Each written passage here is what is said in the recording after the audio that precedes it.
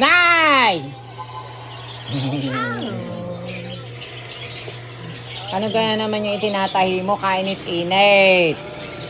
Alay, kahit na. Akin yan. Kaya ka, hindi ako tiyaw.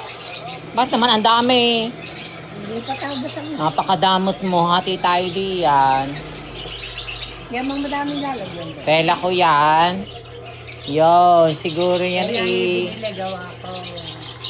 Ako ang bumili niyo. Gagamitin mo sa piyesta. Yes! Ba, may bayadan tahe. Ay, nabayadan mo daw.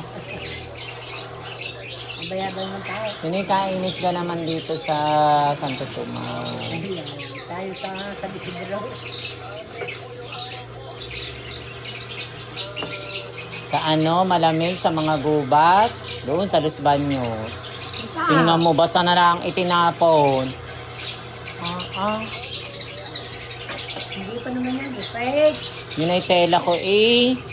Hindi ha. Paano nyo ga nabili iyan? Hindi naman kayo nasama pagbili. Hindi kasama ko na sa nabili. Saan? Sa resibo niyan. Kaya wala na yung resibo. Ano lang yan? Ano yung sinukat niya? Yarda-yarda? Oo, magkano lang ang yardan niya? Parang bag. Are, ano are? Ewan ko, samahan na. Parang bag din lang ang Ano yardan. yung sa inyo ilalagay? Abay sa bahay. Kupo! Nakakortina nga, wala namang handa. Hindi yung mata.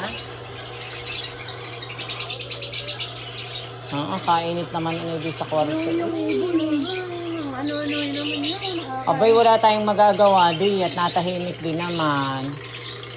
Sobra naman kaingay ay Alas 12 na, kaya mag-iingay na talaga yung mga yan.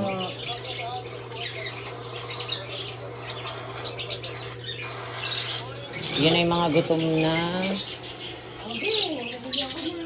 Kwak kwak!